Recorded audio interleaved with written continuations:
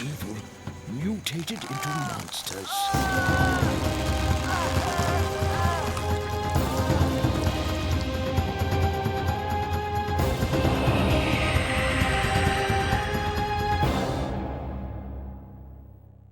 Pryzm, Chapter 1, The Dark Unicorn. This is a game I've heard many people refer to as the worst PS2 game they've ever played, to which I can only respond, oh you sweet summer child, go play some Phoenix games. Pryzm is, at its core, a truly god-awful PS2 game. Not the worst, not by a long shot, but it's certainly a very unpleasant experience in pretty much all regards, and I fundamentally refuse to pronounce this the way the game wants me to out of respect for the English language. But Pryzm is truly an awful PS2 game. And it was voted on by the Discord because I couldn't figure out what game to do next. Maybe we'll do Cubivore next. That game's actually good. Now the first thing about this game you need to know, and trust me, it was the first thing I asked, is where the hell is Pryzm Chapter 2? And of course there isn't one, which is a good sign. Yeah, I think it's pretty ballsy that this game introduced itself as Chapter 1, implying that there was going to be many more installments of this beloved franchise. And yeah, there just aren't. Damn it. It's just like Remo Williams all over again. But you gotta give them credit. At least they were willing to put themselves out there that they were willing to make more of these things.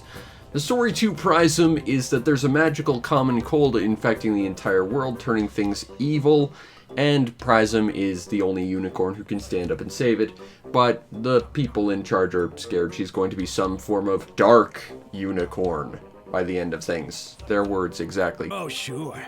Until the plague starts twisting you into some kind of dark unicorn. Yeah, they name drop the game itself in the first cutscene. It's hilarious. I'm surprised I remember that much about it because I was laughing the entire time. The presentation, the acting, and the lines are just amazingly bad. For what it's worth, there is a little bit of a backstory and character development as you clear X number of levels. Pryzm is in contact with some other dark unicorn, who, spoilers, turns out to be the final boss. And it's led to be believed that she will be sort of turned into one if she continues on this crusade of trying to save the world. And that's kind of all you get, really. Yeah, story's not great, nor is there really all that much there, and it's hilarious, and not worth anyone's time, really. The gameplay to Pryzm is painful at the best of times. You start with a tutorial that doesn't actually teach you the full range of your abilities, which is great. You can move, although you handle like a walrus, and not a cool party walrus, a dead walrus that's been hit by a dump truck and left to rot in the sun. That's the kind of walrus you handle like. If an enemy gets anywhere in the sort of 180 degrees directly behind you, they're just going to actively be able to turn faster than you. Yeah, it sucks. This game also features 0 neutral reversing skills. There is one, but you for some reason have to hold back like L1, and then all other directional inputs like become a reverse for some reason. It's very awkward. And it's not like you turn any better, it's bad. The game never teaches you any of that, by the way. It's just weird and awkward and slow and bad. I had to stumble on it by messing with all the buttons just to figure out if anything else was there, and of course that's where reverse was, not that it helped in any meaningful way.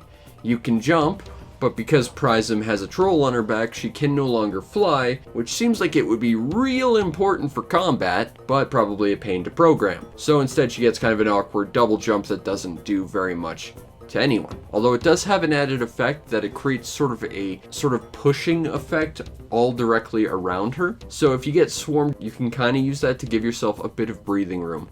And that's pretty much the only value her double jump actually has. Oh god, this game has platforming and it's awful. And she's way too big for platforming. Next is combat, and oh boy, this game has combat of some description.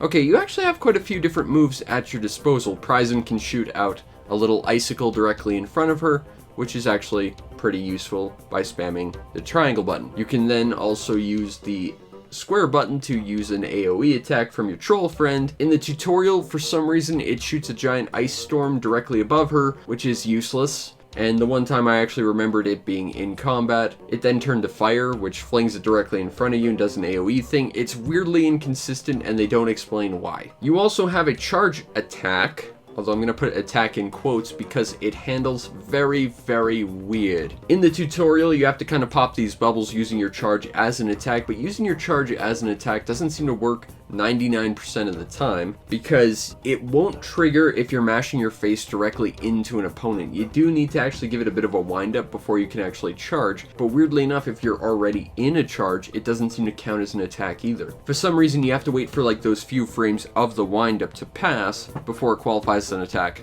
for another few frames, and then is just moving you faster, which is good because some of these environments are really annoying to plod through if you're not moving at max speed, but as an attack this is at best inconsistent. Finally, you have a melee magic attack. It's weird. Okay, so your troll friend has a little staff, he can shoot a little lightning ball out that then functions sort of as a melee attack, because you can't rely entirely on magic in this game, except that it's controlled entirely using the right stick. I want to point this out because this of course means there's no camera control in this game, which is always a good sign. But yeah, your melee attack is basically handled by fiddling around with the right stick, hoping that your random flailing will actually do something. I have more faith in the combat in Minecraft than this, but either way, it is sort of ostensibly an attack. Okay, so every stage in this game, aside from the bosses, and yes, there are bosses in this game, they are massively underwhelming, every stage is designed identically. There's 5 flowers, you have to turn them from evil flowers that are suffering from a cold to regular flowers that will heal you. If there's enemies around the flowers, you have to destroy them first because they act as shields for the flowers, and some of the enemies just have shields, which means the only thing that will affect them are Pryzm's Ice Shot and the Troll's Area of Effect spell that's inconsistent and I often forgot even existed because it just wasn't reliable. Now the thing is, you have to spam a lot of magic at these shielded enemies because they will deflect the melee attacks. You know, if you fight a really big dangerous enemy, like I was stuck on this one objective, then you've got no other magic. And the thing is, you have to use that to take out all the other enemies. And I know what you're thinking. Okay, well, go and get this stuff restored after you take out one enemy, right? Well, you can't do that because the game decides that there's no way to permanently handle enemies. After a certain period of time, they'll just revert back to being enemies and shield the flowers again. You pretty much have to do it all at once. That's not good. That's really not good. So going back to my issue, I was trying to turn a flower that was sitting in the middle of a lava pool into, you know, a regular flower. It was being defended by one big guy with a lot of health as well as a big shield, and the only way I could really get around that was to spam the big area of effect attack and hope he kind of walked into the aftermath of it, which I have to tell you is not a combat style that fills me with a lot of confidence. And then once that's done, there's a little troll guy you also have to knock off, except he decides to run immediately into the lava pool under a slight lip, so you can't even hit him. I spent probably an hour, maybe 2, trying to make this work, just this one checkpoint. And the thing is, you either have to jump into the lava after him or hope you manage to stop him using your ice attack in between every other attack before he hops in and hope the hitboxes connect properly. And then once all that's done, you have to still turn the flower into a regular flower once again, which means you have to run up to it and try and spam all your magic and melee attacks to turn it back. But by this point, I had no magic, and also it wasn't doing anything. And the magic doesn't restore, and there's no way to restore magic short of going back to previous checkpoints and just waiting around until it restores, and it's bad, and you're on a timer, so you can't afford to do that. All while ultimately realizing that the total combat style in this game is smush your face into everything, spam all the buttons, and hope.